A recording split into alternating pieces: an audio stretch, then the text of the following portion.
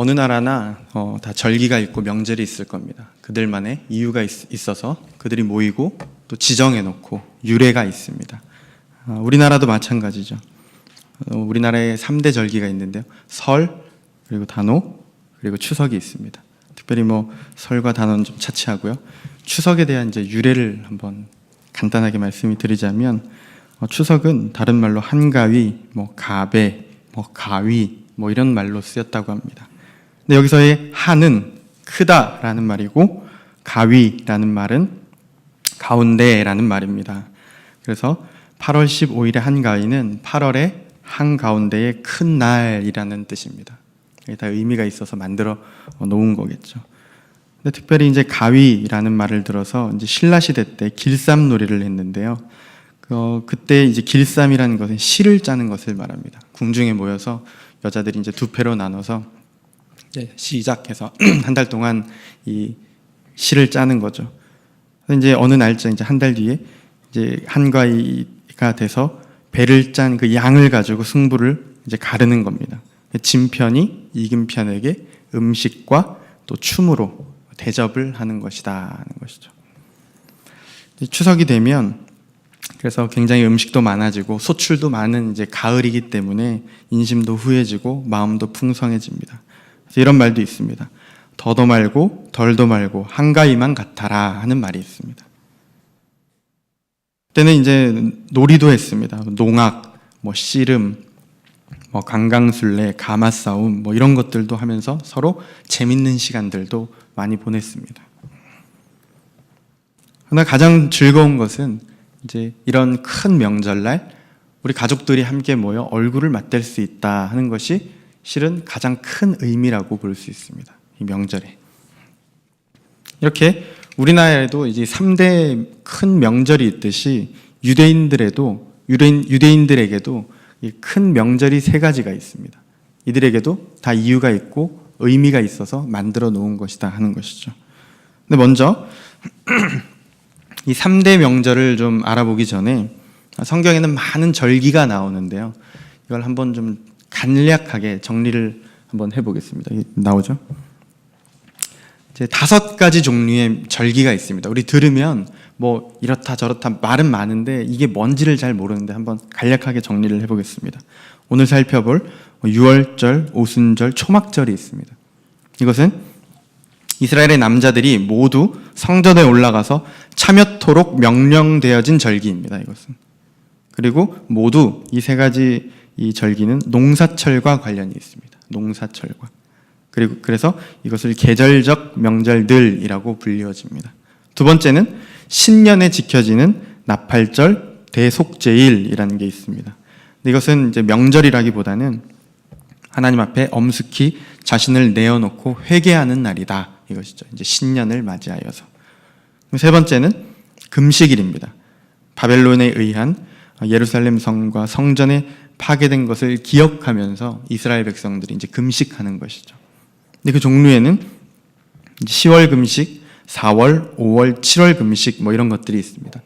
그런데 현재까지 이제 지켜지는 것은 5월 금식이 있습니다. 이것은 예루살렘 성이 파괴된 날을 기억하자 하는 의미에서 아직까지 이제 남겨졌다 하는 것이죠. 근데 또 작은 명절들이 있습니다. 우리가 알고 있는 불임절, 수전절, 이건 신약에 나오는 건데요. 이 두 명절은 모두가 이스라엘의 생존 위기와 이에 대한 극적인 구원에 관한 명절들입니다. 불임절, 그러면 에스더와 관련이 있고, 수전절, 그러면 이제 신구약 중간사 시기에 만들어진 이스라엘의 어떤 운명이 갈리는 그러한 명절입니다. 그리고 5번째로 모든 명절의 기본이 되는 이제 안식일이 있습니다. 쉬라 하는 것이죠. 또 하나님도 이제 창조를 하시고 7일째 쉬셨고, 이것을 들어서 또 명령에도 있죠. 이제 10계명에도 안식일을 거룩히 지키라. 그래서 이것은 하나님에 의하여 제정된 특별한 날들입니다. 전체 명절 이해의 기본이 된다 하는 것이죠. 쉰다 하는 것이. 안식을 누린다 하는 것이. 그래서 이 바벨론 포로 이후에 이스라엘 민족들에게 있어서 그들에게 이 가장 큰 정체성이다. 그러면 안식일이었다 하는 것이죠. 그래서 그때 그들이 다 함께 모여서 이제 큰 절기를 함께 지냈다 하는 것입니다. 그 중에 오늘은 우리가 잘 알고 있는 유월절, 맥추절, 초막절에 대해서 한번 간략하게 알아보고 오늘의 핵심은 이제 오늘이 맥추절이기 때문에 맥추절을 중심으로 이야기를 나누겠습니다. 이 세 가지 절기는 모두 이제 농사와 관련이 있고 다 하나하나가 어느 지향점을 향하여져 있습니다. 그 지향점은 당연히 예수 그리스도입니다. 그의 사역에 관한 이야기입니다. 그에게 사역에 관한 핵심 주제. 이제 첫 번째 유월절을 우리가 이제 무교절이라고도 부릅니다. 그래서 우리 유월절도 알고 있지만 무교절 그럼 유월절이구나라고 이제 생각하시면 됩니다. 특징은 이렇습니다. 12세 이상의 이스라엘의 모든 남자들은 매년 이 절기를 지키기 위하여 동일하게 이 세 절기에 다 같이 올라갑니다. 그리고 유월절은 이제 열 재앙의 마지막 그 재앙이었기 때문에 이것을 기억하려고 이들이 식사를 합니다. 방법이 독특하죠. 함께 모여서 급하게 식사를 하고 옷도 이제 여행 갈 듯한 급하게 여행을 갈 듯한 그러한 채비를 하고 이제 음식을 먹는다 이것이죠. 그래서 이스라엘 백성들은 이 날짜를 한 해의 첫 달로 여깁니다. 이 날짜를 14일에 이제 어린 양의 흠 없는 1년 된 수컷을 잡아서 그것을 이제 먹는데 그 피를 문설주와 임방에 발랐다 하는 것이죠. 그래서 패스오버 넘어갔다 하는 겁니다. 유월절 식사는 이제 아까 말씀드린 것처럼 급하게 먹는 것이 또 이들의 이제 관례입니다. 지금은 모여서 아버지와 부모님과 자녀가 대화를 하고 그 유월절에 관해서 깊은 의미를 나누고 하는 것에 좀 형식이 조금씩 바뀌었습니다. 그러나 중요한 건 기억한다 하는 것이죠. 가장 큰 의미는 이집트의 노예 생활에서부터 이스라엘 백성들이 하나님의 구원을 영원토록 기억하기 위함입니다. 이 유월절은. 그래서 핵심 단어는 죽음이라는 것이죠. 죽음. 두 번째는 이제 맥추절입니다. 오늘 맥추절이라고도 부르고 이제 보리추수가 끝나고 밀을 심고 하는 그 사이 기간입니다. 그래서 대략 5월에서 실은 6월입니다. 5월에서 6월. 맥추절, 오순절, 칠칠절, 초실절 이렇게 부르기도 합니다. 여러 개가 다 다른 것이 아니라 이게 다 하나라는 것이죠. 그래서 맥추절이다, 오순절이다, 칠칠절이다, 초실절이 나오면 우리는 다 맥추절. 오늘날로 좀 쉽게 이해하자면 오순절로 이해하시면 더 쉽습니다. 오순절, 성령 강림 이런 식으로 이해하시면 훨씬 쉽습니다. 특징은 이런데요. 이제 5, 6월 사이에 지켜진 절기인데 오순절입니다. 오순. 이제 7일이 7번 지나간 그 다음 날입니다. 50일째 된 날. 그 기준은 6월절이 됩니다. 6월절을 시작으로 50일째 되는 날이죠. 그래서 그게 이제 5, 6월이 된다 하는 것인데요. 6월절이 시작되면서 첫 곡식단을 드린 날로부터 50일 후라는 말입니다. 그래서 오순이 됩니다. 오순. 특별히 이때는 이제 유교병을 드렸는데요. 대부분의 절기는 무교병을 드립니다. 이제 누룩이 들어가지 않는 것.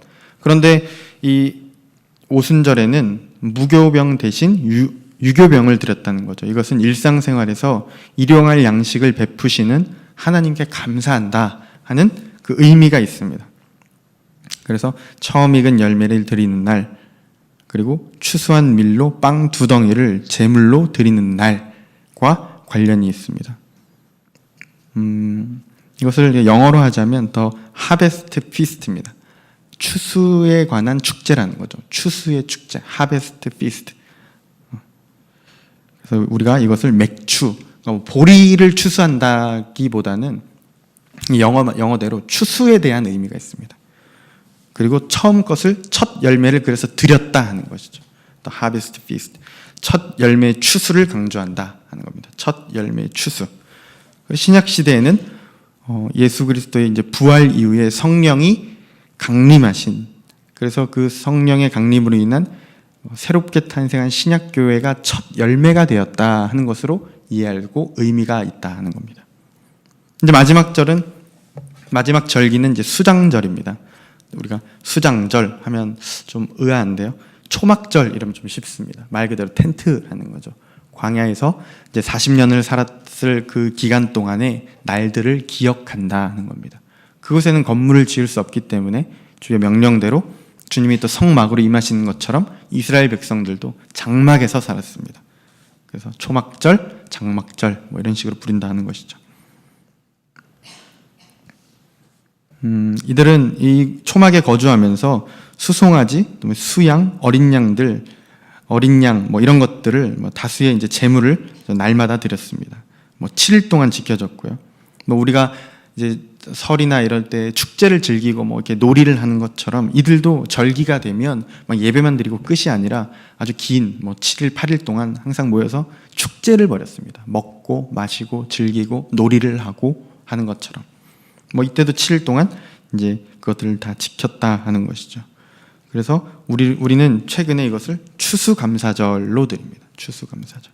추수감사절을 1년 동안 마지막 추수에 대한 감사주일로 지킨다 하는 것이죠. 의미로는 초막절은 이스라엘인들이 광야 40년 동안에 초막에 살았던 것을 기억하며 광야 시절을 되돌아보는 것이다 하는 것이죠. 그래서 핵심 단어는 이제 종말에 대한 강구, 뭐 갈망 이 정도가 될 겁니다. 다시 이제 정리를 하자면 이 세 가지 절기의 의미는 이것입니다. 유월절은 죽음, 맥추절은 성령 강림, 초막절은 종말입니다. 그러니까 모두 예수 그리스도의 사역과 관련이 있는 것이죠. 주님이 오셔서 죽으시고 죽으신 이후에 성령을 보내주시고 성령을 보내주신 이후에 종말을 기대하며 갈망하는 우리 성도들처럼 이렇게 이 세 가지 초막절을 주님이 그리하여서 기억하라 하고 끊임없이 강구합니다. 근데 뭐 잘 지켜지지는 않았습니다. 유월절도 구약을 보면 뭐 저기 뒤에 가서 뭐 요시아나 히브리 뭐 그런 왕들 몇 왕들 뭐 히스기야 뭐 이런 왕들 큰 왕들 외에는 잘 지켜지지는 않았습니다. 유월절이. 그러나 예수님의 시대에는 유월절을 굉장히 강조하면서 이야기하는 책이 있는데 그게 바로 요한복음입니다. 유월절을 중심으로 예수님이 많이 움직이십니다. 그래서 이 이스라엘 명절 속에는 인간의 삶과 직결되어 있는 자연 규칙적인 이 궤도가 순환적으로 일어날 걸 통해서 계절적인 명절들을 세 가지를 지켰다 하는 것이죠.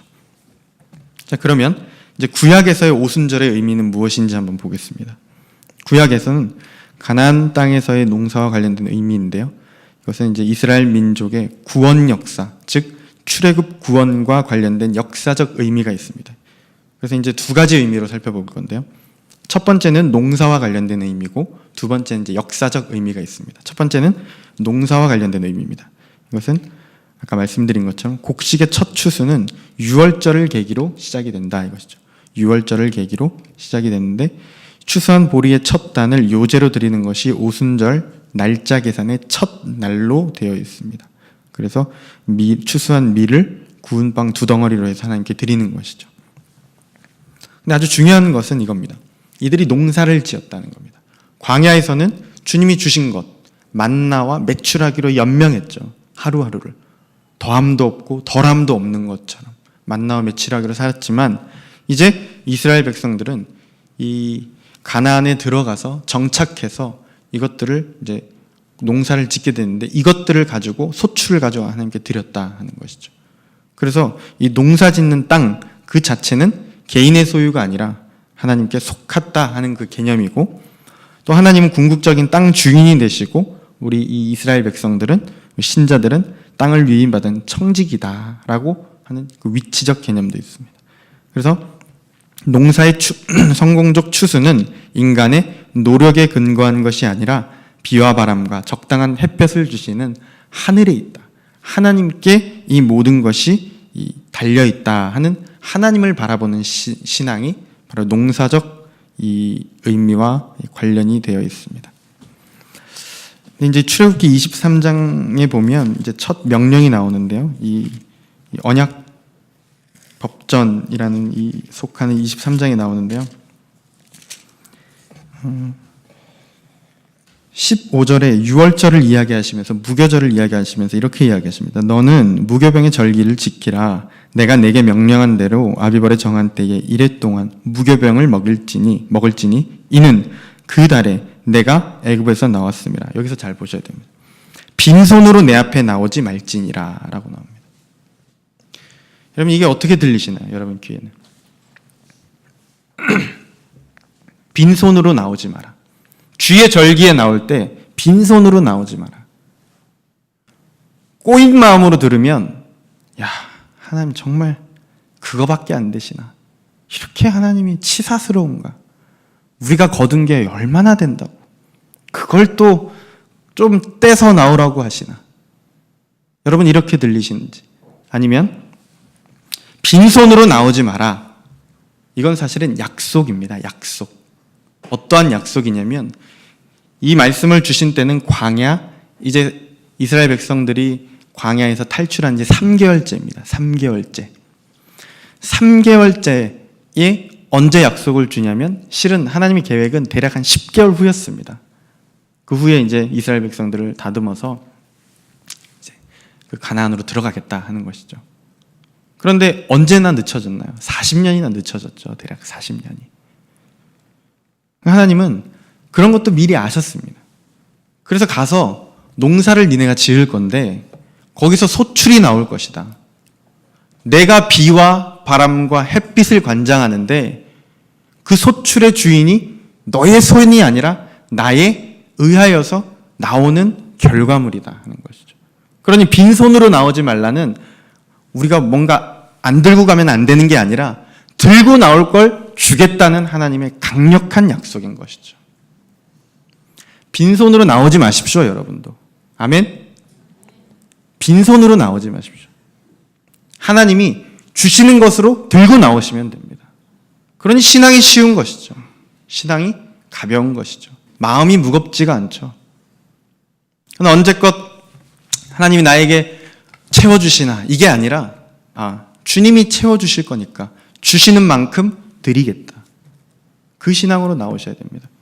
성경이 그 이야기를 하고 있습니다. 농사와 관련되어 있다는 것이죠. 두 번째는 역사적 의미입니다. 역사적 의미는 농사와 관련성을 지어볼 때 좀 2차적이고 후대적인 성격을 지었습니다. 6월절이 시작되어서 50일째 되는 이 오순절과 애굽을 탈출한 이 이스라엘 백성들이 시내산에 도착하는 시기가 비슷하다는 것이죠. 이 오순절과 이스라엘 백성들이 탈출해서 시내산에 도착한 시기가 얼추 비슷하다 하는 걸 이제 유대인 랍비들이 후에 좀 발견을 했습니다. 그래서 이 시내산 사건은 어떤 것이냐면 언약 체결입니다. 이스라엘 백성들과 하나님 사이의 언약 체결. 그때 무언가를 주겠다 하는 것이죠. 뭔가 약속이 있다 하는 겁니다. 그때. 그리고 시내산에서 모세를 통하여서 율법이 주어졌음을 기념하는 의미의 이 오순절은 공동체로서의 이스라엘 민족 탄생을 기념한다 이것이죠. 이스라엘 백성들이 이때 나온 겁니다. 예전에는 이스라엘 백성이라는 개념이 좀 모호했는데 이제 누가 이스라엘 백성이냐? 그러면 출애굽한 애굽에서 탈출한 자들이 바로 이스라엘 백성이다. 그때는 뭐 히브류, 뭐 핫비루 뭐 이런 식으로 좀 애매모호했습니다. 그러나 이제는 정확하죠. 출애굽한 사람, 그 죄의 속박에서 나온 사람, 그 종의 속박에서 나온 사람만이 누구냐? 이스라엘인이다 하는 것이죠. 그렇게 중요성을 갖는다는 겁니다. 이것이 이제 신약에서는 이제 교회의 탄생인데 오순절과 깊이 관련이 있다 하는 겁니다. 종합하에 보면 이런 겁니다. 구원사적 입장에서 볼 때는 오순절의 위치는 6월절은 애굽에서의 구원을 기념하는 절기이고 초막절은 가나안 입국을 전제한 이 광야에서 어떻게 기적적인 삶을 살았느냐 한다는 것이죠. 그래서 이 오순절은 가운데 끼어 있습니다. 그래서 구원의 시작과 종말에서의 완성의 그를 이루어가는 단계에 있다는 거죠. 과정에 있다는 것이죠. 그래서 율법적으로 말미암은 개혁 관계 속에서 새로운 출발이자 이제 끝을 향하여 가는 어떤 또 중요한 중간 과정이다 하는 겁니다. 그것의 큰 주제가 바로 성령이 임했다 하는 겁니다. 성령이 임했다. 그래서 이제 오늘 본문을 보시면 그런 성령의 강림이 그냥 임한 게 아니라 아주 의식적으로, 의도적으로 임한 겁니다. 먼저 사도행전 1장을 보시죠. 사도행전 1장에 좀 4절을 보겠습니다. 3절과 4절입니다.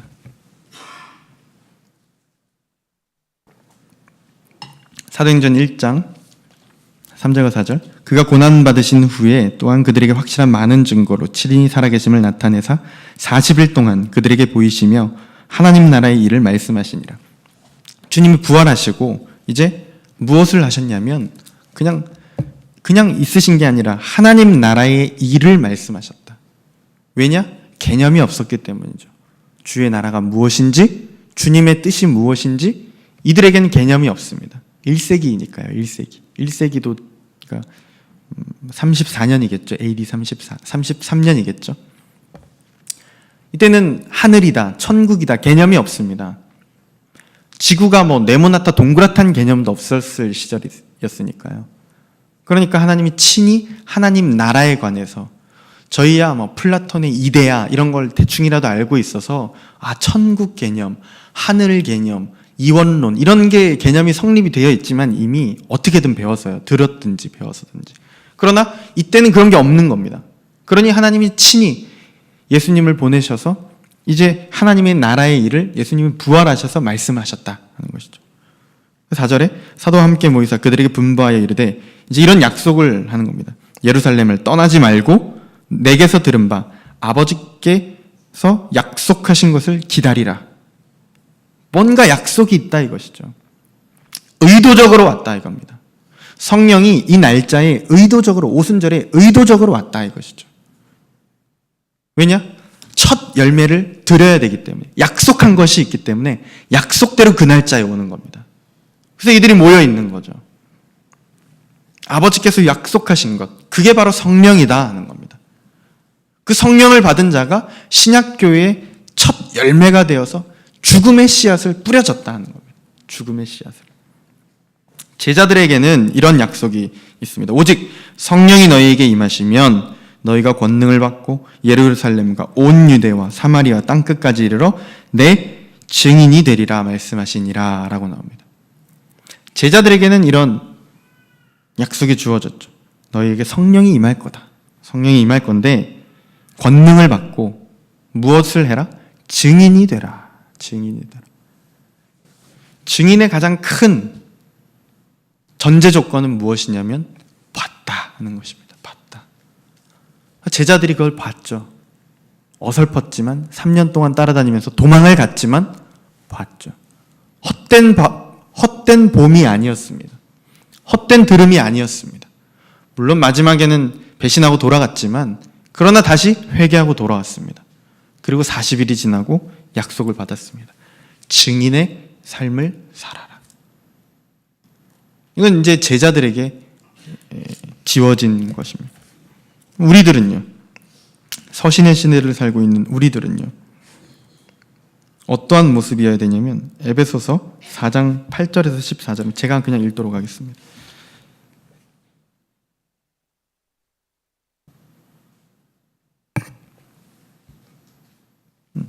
5장 8절에서 14절입니다. 5장 에베소서 5장 8절 너희가 전에는 어둠이더니 이제는 주 안에서 빛이라 빛의 자녀들처럼 행하라. 빛의 열매는 모든 착함과 의로움과 진실함에 있느니라. 주를 기쁘시게 할 것이 무엇인가 시험하여 보라. 너희는 열매 없는 어둠의 일에 참여하지 말고 도리어 책망하라. 그들이 은밀히 행하는 것들은 말하기도 부끄러운 것들이라. 그러나 책망을 받는 모든 것은 빛으로 말미암아 드러나니 드러나는 것마다 빛이니라. 그러므로 이르시기를 잠자는 자여 깨어서 죽은 자들 가운데서 일어나라. 그리스도께서 너희에게 빛주이시리라. 주의 그 빛을 받아야 되는 거예요. 성령의 조망을 받으셔야 되는 겁니다. 신자는 죽어있는 자가 아닙니다. 신자는 자는 자가 아닙니다. 신자는 흐리멍텅하게 사는 자도 아닙니다. 그 빛의 조망을 받고 성령이 시키시는 대로 아멘으로 살아가는 자들입니다. 신자는 하나님을 믿는 자는 내 생각과 내 이성이 똑똑한 나의 어떤 가치관과 어떠한 것이 아니라 하나님이 주시는 것으로 사는 겁니다. 그러나 오늘날에는 우리가 너무 똑똑하고 오늘날에는 우리가 너무 잘났고 오늘날에는 우리가 너무 완벽해서 하나님이 필요 없는 자들이 있습니다. 교회 밖의 이야기가 아닙니다. 교회 안에도 있습니다. 교회는 나오지만 하나님이 필요 없는 자가 있습니다. 왜요? 내가 너무 잘났기 때문이죠. 내가 너무 완벽하기 때문이죠. 공부를 잘했다, 공부를 못했다, 돈이 많다, 적다의 이야기가 아닙니다. 내 안에 주인이 누구냐 하는 이야기입니다. 성령은 오셔서 우리를 통해서 일하고자 하시는데 빛이 우리에게 비쳐서 어둠을 몰아내고 그 빛의 삶을 살아라 그러는데 요한복음에서 빛이 어둠에 비치되 어둠이 깨닫지 못하더라 하는 그 시대를 살고 있는 것이죠. 여기도 나오죠. 전에는 너희는 어둠이었다. 어둠이었다. 그러나 이제는 빛의 삶을 살아라. 빛의 삶을 살아라. 그 빛의 삶이 뭔가요? 말은 멋있죠. 빛의 삶. 너무 멋있죠. 말은. 빛의 삶을 살아야지. 어둠의 삶을 그래 맞아 살면 안 돼. 근데 빛의 삶이 뭔지 아십니까? 십자가입니다. 십자가. 희생입니다. 희생. 그리스도인은 여러분 바울의 삶을 보십시오. 성경 읽어보면 바울은 언제 한번 고급 레스토랑 가서 뭔가를 즐긴 적이 없습니다. 되려 헌금 모았다가 사꾼이라고 오해받고 질타받고 쓰레기라고 욕을 받았습니다. 되려. 온통 희생입니다. 온통 희생. 온통 희생. 여러분 그 각오가 돼 있으세요? 여러분이 신앙생활을 하면서 희생할 준비가 돼 있으신가요? 그 자리까지 가겠다 하는 어떤 것이 있으신가요? 성경은 신앙생활은 아름다움만 있지 않다고 그럽니다. 신앙생활은 깊은 죽음이 있으셔야 됩니다. 고난이 왜 있느냐? 성경이 그렇게 이야기합니다. 고난이 왜 있느냐? 고난이 죽으려고 있는 것이다. 죽으려고. 고난은 죽음이 필요하기 때문에 있는 것이다. 여러분 죽을 자신 있으십니까? 죽음 앞에 육체적인 죽음이 아니라 저는 지금 영적인 죽음을 이야기하는 겁니다. 하나님 앞에 내가 완전히 내 사람이 완전히 깨지고 죽는 걸 이야기하는 겁니다. 그러면 사는 겁니다. 그러면 희망이 있고 생명이 있어서 내 안에 빛이 들어온 삶을 살 수 있는 겁니다. 주의 음성을 들으시고 주님과 가까이 하시고 말씀이 귀하고 예배가 귀하고 그래서 교회가 귀하고 그래서 예수 그리스도가 가장 귀하고 이것이 나오시냐? 자기 스스로에게 끊임없이 질문을 던져 끊임없이 답을 요구하셔야 됩니다. 그 답이 내 속에서 1년이 됐든 10년이 됐든 만들어내셔야 됩니다. 그걸. 그 답이 나올 때까지 찾으셔야 됩니다. 주님께 매달리시고 어영부영 사신다면 주님이 원하시는 게 아닙니다.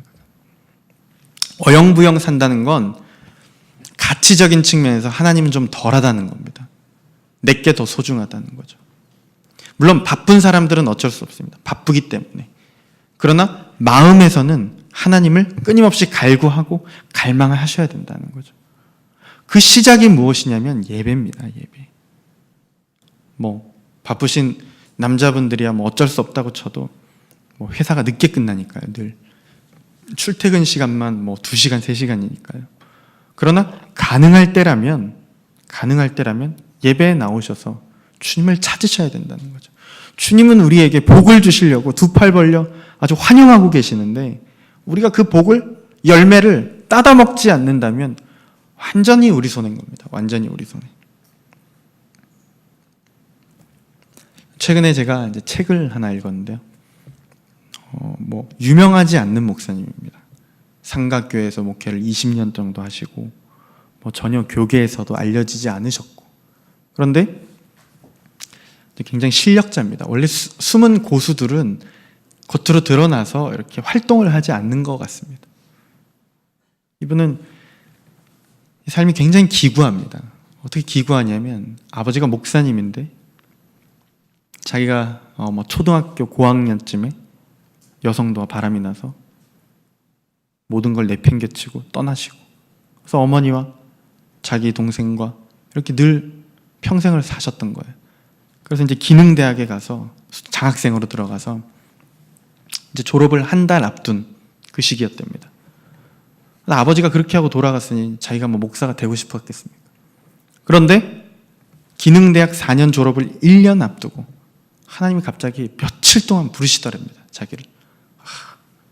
너 와야 된다. 너 와야 된다.